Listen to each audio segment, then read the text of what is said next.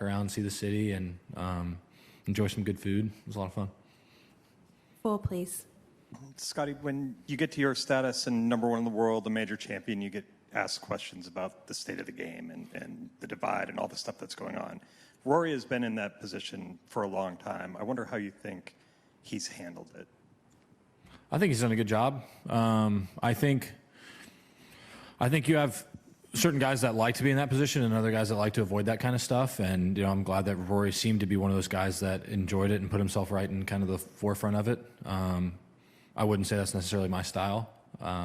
Yes, it matters to me, but I also like coming out here and competing, and that's my main focus typically. And not that focusing on the mergers is a bad thing. We need people to be there, and Rory's done a great job as kind of one of the leaders for our tour, but there's also a number of other players that have stepped up as well. And we're all trying to do our best to help improve the tour. It's just some people, I would say, would do more of it sitting here versus behind the scenes, and that's just how people want to go about their business.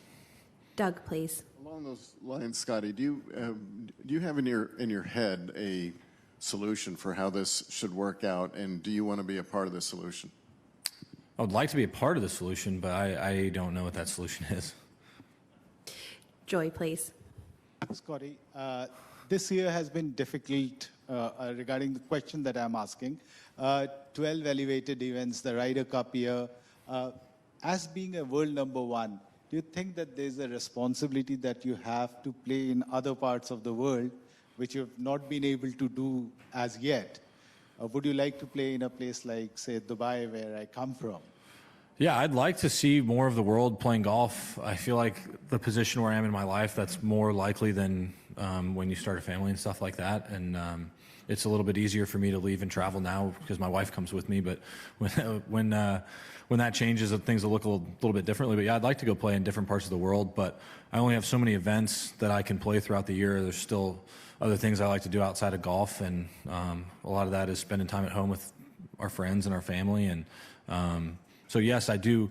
I would like to play in other parts of the world. It's just there's only so many days in a year. Will it be a little easier next year when there are 8 elevated events and designated events and no Ryder Cup?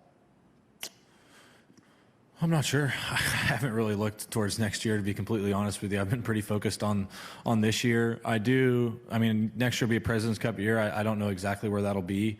I've considered coming over and playing more events in Europe in the fall, and now that we actually have more time off in the fall on our tour schedule, that's really the time of year where you can kind of make those things happen. But that time of year, it's also football season at home, and it's a fun time to be at home. 4 to the left, please. Scottie, hi, Robin Barwick from Kingdom magazine. I don't know if this is old news, but do you still have the old station wagon at home, or have you replaced it? And if you are still driving it, can you tell us a little bit about how long you've had the car, how many miles it's done, what the story is with that? So I do still have the car. I don't drive it as much. I recently got a different car. It still sits in front of the house though. It's a 2012 Yukon XL. My dad bought it. We went to the Masters in 2012. I went with, oddly enough, there was a kid on my high school golf team who got tickets for all of us, and my dad went with my sisters, and he drove his Yukon there to Augusta, and something happened with the engine where the car was basically told, and he's like, I can either pay 10 grand or something like that to fix the engine, or I can just buy another car here.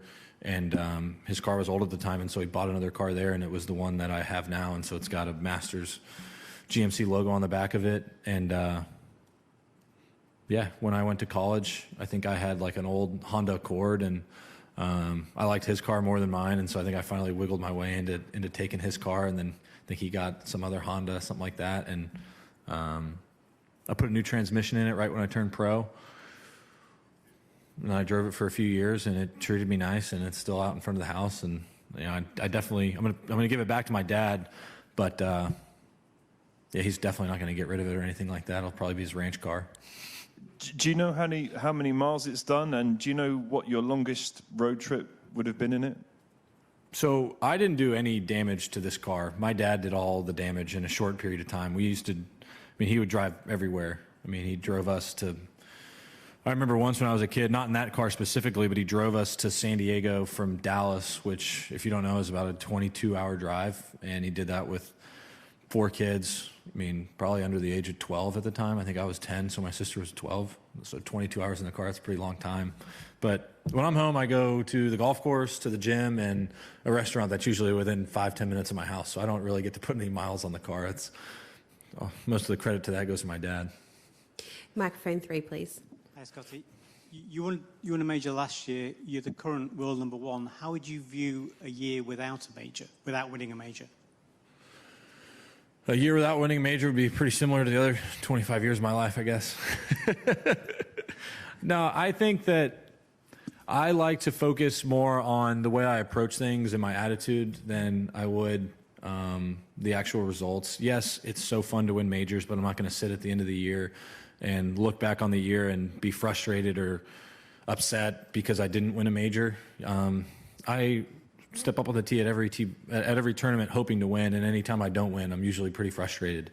And that's kind of the nature of the game, is at the end of every year, you're usually fairly frustrated because you just can't win that much. I mean, Tiger didn't even win that much. He lost a lot more than he won. It's not like other sports, and as long as I show up with a good attitude and play with a good attitude, that's most of what I try to focus on. And at times I'm really good at that, and at times I struggle with that, but that's what I focus on. In the back here, please. Hi, Scottie. A lot's been made about your consistency. A lot's also been made about your putting. Do you see it as the same problem as the media sees it? Definitely not. I think that most of what has to happen is something has to be created into a story, and for a while it didn't really seem like there was much of a story behind the way that I play golf. You know, I think I was viewed as probably a touch boring and didn't really show much emotion, and I don't know, whatever else you could think of. I don't know.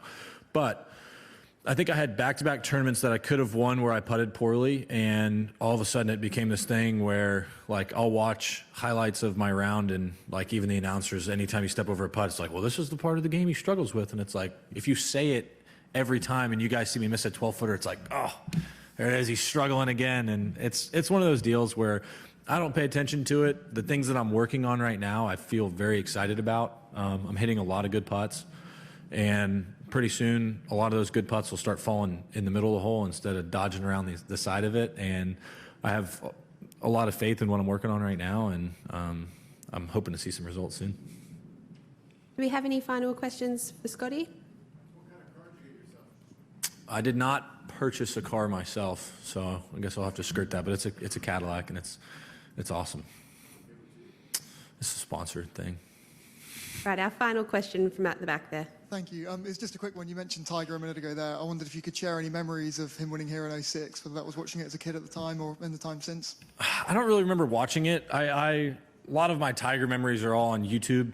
I really do get a lot of value out of watching that kind of stuff, and I did watch his win here on YouTube, and it's a pretty valuable tool, really. You get to watch so much cool stuff, and